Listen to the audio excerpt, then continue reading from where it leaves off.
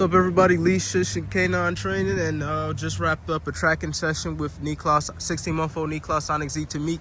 He's still in the beginning stages, and still in the beginning stages of tracking, so I still leave a lot of food on the track. He still gets heavily rewarded with a lot of food. We haven't necessarily started adding articles or anything like that yet. Good boy. So just wanted to do a quick video of what, literally a quick video of what we like to do after we train and stuff like that. So a lot of trainers talk about, you go and you take these dogs to trials and stuff like that, and a lot of times after the dog does the entire trial with no reward during the trials, sometimes the dog doesn't get nothing after the trial and the dog just gets straight put away. Well, he gets put away into the car and stuff like that. So some trainers talk about just, positively reinforcing the dog after they do an entire trial. Obviously not protection, obedience, and tracking all at one time, but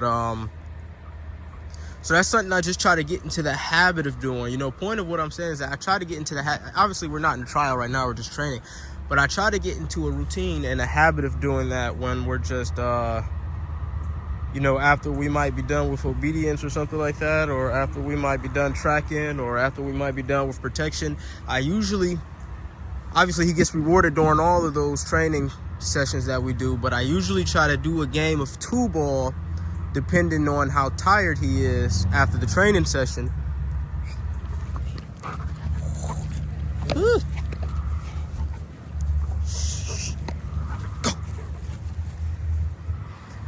So I usually like to do a game of 2-ball, depending on how tired he is after the training session. He keep catching the string. Good boy. And this is just me, not only is it me exercising him after we do our training, but it's me just letting the dog know that, obviously he gets rewarded when we're training, when we're doing our actual training sessions, but it's just me letting the dog know that after we get done training entirely, there'll be something at the end of the road, basically. And most dogs in general look forward to fetch games and stuff like that. But, for these working dogs, play is very, very, very important, especially structured play. And a lot of these dogs look forward to playing games such as 2-ball.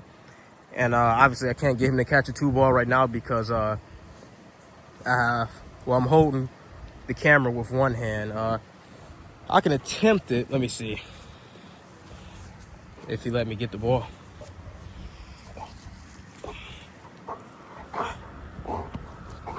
Okay, so I'm gonna try to attempt it. Oh, he almost caught the ball. Well, he did catch it. Okay, so now I gotta grab the other one. Go! Good boy! So I'm gonna attempt to try to get him to catch this 2-ball. Uh-oh. Oh my gosh. The strap got caught on his leg. Good boy, buddy! Yeah, good boy. So for those who don't know what 2-ball is, that's basically you're playing fetch with both balls.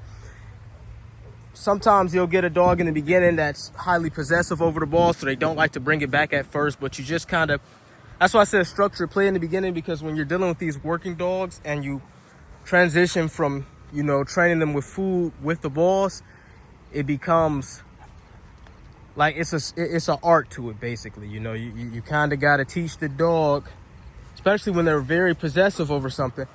You got to teach them that the ball that they really, really want really bad is eventually going to come back to them. They just have to learn structured play, basically. So anyways, as I said, this was going to be a short video. I just wanted to really talk about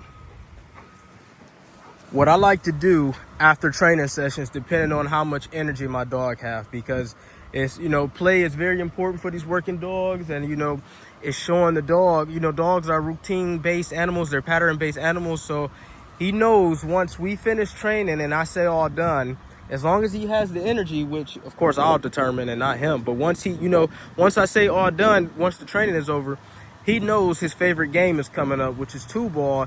And it lets the dog learns to always look forward to training no matter what. So, and 2-ball or whatever game you decide to play when you're done training with your dog, it don't have to be a long game. It'll keep the dog anticipating. It'll keep him happy. It'll keep him ready to work. Sometimes you can make the game really, really short. Like I said, especially depending on how tired the dog is and what you guys are working on. You can make the game really short. Let the dog watch you put whatever it is that he wants up. Like let him watch you put it away. and he'll be thinking about it, and he'll be anticipating it and looking forward to it the next time you guys bring it out. So we're gonna see if we can get him to catch one more 2-ball, and we're gonna wrap this training session up. We'll wrap this video up. Go! Good boy! This is not easy doing with one hand. Good boy!